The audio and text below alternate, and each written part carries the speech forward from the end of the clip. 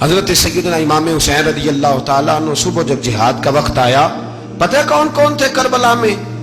امام حسین کے ساتھ امام حسین کے 4 بھائی تھے کربلا میں۔ کتنے؟ بول کے بتائیں۔ حضرت علی کے 4 بیٹے، عباس بن علی، جن کو حضرت عباس کہا جاتا ہے نا، علمدار، یہ حضرت علی کی دوسری زوجہ میں سے عباس بن علی بھی تھے، اور ابو بکر بن علی بھی تھے، عمر بن علی بھی تھے، عثمان بن، یہ حضرت علی کے بچوں کے نام ہیں۔ یہ آپ کے شہزادے امام حسین کے ساتھ شہید ہوئے، ان کا نام صرف اس لیے نہیں لیا جاتا کہ ان کا نام خلفائے ثلاثہ کے نام پہ، حضرت علی نے اپنے یاروں کے نام پہ رکھا ہے تو تم نے کربلا کے میدان سے خارج کر دیا۔ یہ تینوں شہزادے حضرت جناب سیدنا امام حسین کے ساتھ تھے، یہ بھی شہید ہوئے۔ حضرت جناب زینب امام حسین کی سگی بہن ہے، ان کے 2 بچے تھے، اون و محمد۔ جب امام حسین میدان میں جانے لگے تو جناب زینب بچوں سے کہنے لگی، نہ پہلے بھائی نہیں جائے گا، پہلے بھانجے جائیں گے۔ 2 بچے شہید ہوئے۔ حضرت قاسم بن حسن امام حسن کے بیٹے تھے، وہ جب میدان میں جانے لگے تو امام حسین نے کہا، نہیں بھائی تو نہیں جائے گا، تو میرے بھائی کی نشانی ہے، میں جاؤں گا۔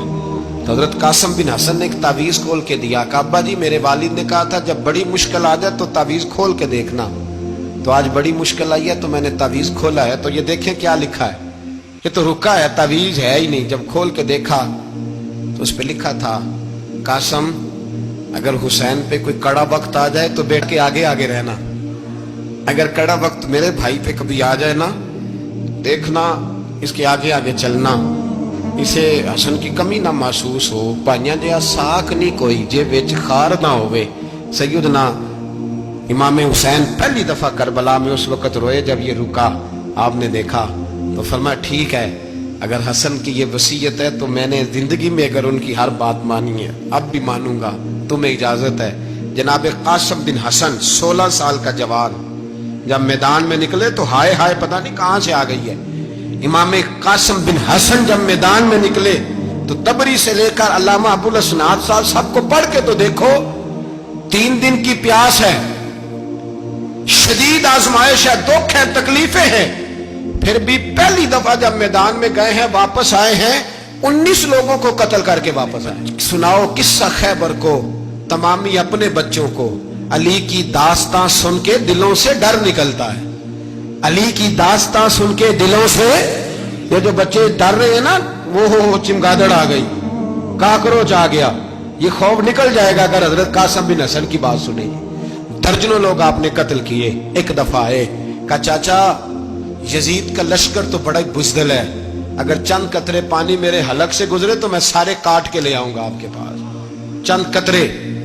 لیکن تھوڑی دیر گزری، عمر بن سعد کہنے لگا اکیلے اکیلے جاؤ گے تو علی کا پوتا ہے، یہ سب کو مار دے گا، کٹھے جاؤ۔ چاروں جانب سے تیر برسے، ایک تیر لگا آگے گردن کے پیچھے، بس جناب سیدنا قاسم بن حسن گھوڑے سے نیچے گرے تو جناب زینب حوصلہ کر کے آنسو سمیٹ کے کہنے لگی، میں دیکھ رہی ہوں پردے کے پیچھے سے حسین میرے بھائی کا بیٹا گر گیا ہے، جا اسے اٹھا کے لا۔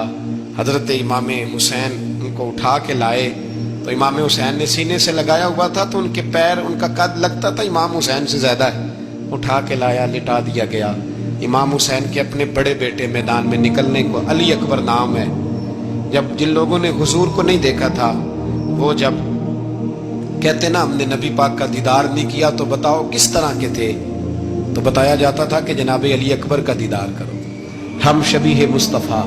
اور جب وہ گلیوں میں نکلتے تھے تو عورتیں چھتوں پہ چڑھ جاتی۔ جناب علی اکبر رضی اللہ تعالیٰ عنہ تلوار لے کے میدان میں نکلے، جوان بیٹے دینے بڑے مشکل۔ او یارو رٹا کیا ہے یہ تو بتاؤ، کہ ظالم آدمی حکمران، یار یہ رٹا ہے، ایک ظالم کا رستہ روکنا ہے، اس رٹے کے لیے ہم شبیہ مصطفیٰ۔ جناب سیدنا امام علی اکبر میدان میں نکلے، بڑے لوگ مارے، بڑے، پھر ایک تیر ان کے بھی گلے میں لگا، اور جب وہ گرے نا زمین پہ تو حضرت امام حسین دوڑ کے آئے، دوڑ کے، اور جب تشریف لائے تو ان کے گلے سے تیر کھینچا تو ایک جملہ لکھا ہے صاحب تبری نے، اس نے حد کر دی، کہنے لگے تیر کھینچا تو امام حسین کی آنکھوں میں آنسو آئے، کہنے لگے کاش جناب ابراہیم آج میرے سامنے ہوتے تو میں انہیں کہتا کہ آپ نے تو بیٹا ذبح کرتے وقت آنکھوں پہ پٹی باندھی تھی، دیکھو میں کھلی آنکھوں سے بچے ذبح کر رہا ہوں، کھلی آنکھوں۔ کاش جناب ابراہیم خلیل ہوتے تو انہیں کہتا۔ جناب علی اکبر بھی شہید ہوئے۔ حضرت علی اصغر کو تو اچانک اٹھایا تھا امام حسین، باہر نکلے تو گردن پہ تیر لگا تو 6 مہینے کا بچہ وہ بھی شہید ہوا۔ خون اچھالا آسمان کی طرف تو کہا مولا دیکھ لے، میں نے 6 مہینے والا بھی نہیں بچایا، وہ بھی دے دیا ہے۔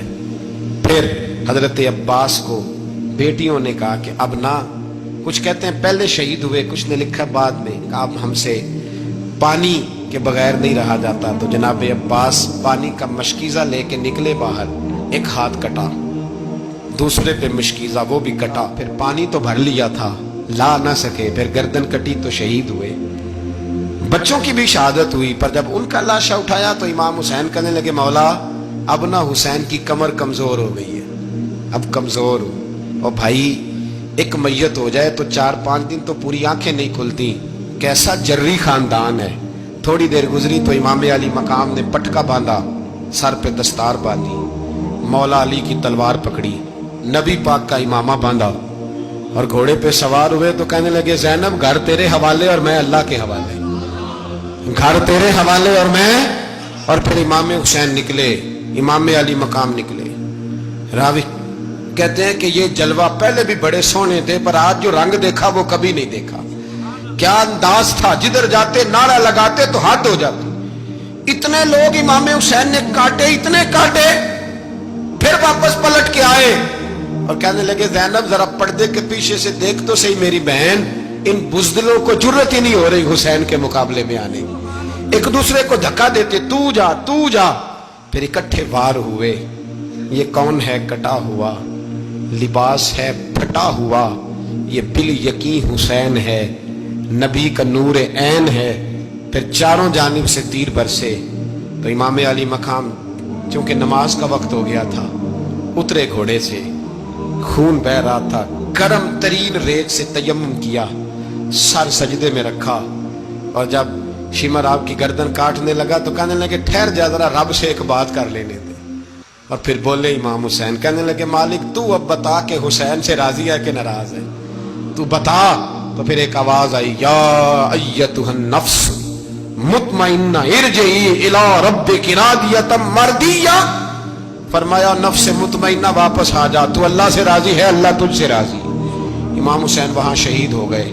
اب یہ قافلہ امام حسین کا سر کاٹ، ذرا دیکھنا غور کرنا، سر کاٹ کے نیزے پہ رکھا ہے، جسم کربلا میں پڑا ہے، عورتوں کو گھوڑوں پہ بٹھا کے لے جایا گیا یزید کے دربار میں۔ یزید پہلے عبید اللہ ابن زیاد نے بدتمیزی کی، پھر یزید نے کی، بلکہ سنو جو حدیث پاک میں آتا ہے وہ یہ ہے کہ یزید چھڑیاں مار رہا تھا، چھڑیاں امام حسین کے لبوں پہ۔ تو نعمان بن بشیر صحابی تھے، بول پڑے، کہنے لگے او یزید بدبخت، ہاتھ پیچھے اٹھا، مجھے اللہ کی عزت کی قسم میں نے سینکڑوں بار نبی پاک کو ان ہونٹوں کو چومتے دیکھا ہے۔ حضرت جناب زینب عورتوں کے مجمع میں پیچھے ہو کے بیٹھی ہیں۔ یزید کے پاس جب پہنچا لشکر تو یزید کہنے لگا دیکھو اللہ نے مجھے عزت دی اور میرے مخالفوں کا کیا حال ہوا۔ تو بی بی زینب بول پڑی، اتنے صدمے سہے پر آواز توانا ہے، جاندار ہے۔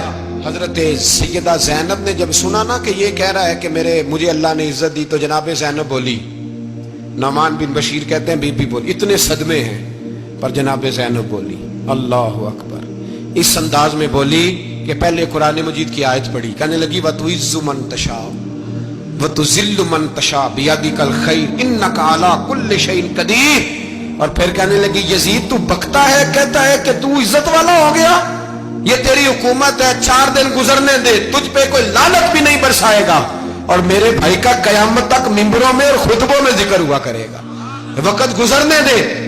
جب جناب بی بی زینب بول رہی تھی تو حضور کے ایک نابینا صحابی پاس بیٹھے تھے، جناب نعمان بن بشیر کا ہاتھ ہلایا، ہلا کے کہنے لگے کیا علی آ گئے؟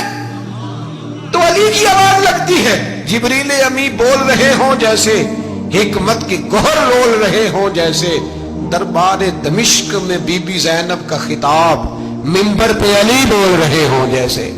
میرے بھائی بس کربلا والا قافلہ تو مدینے پہنچ گیا۔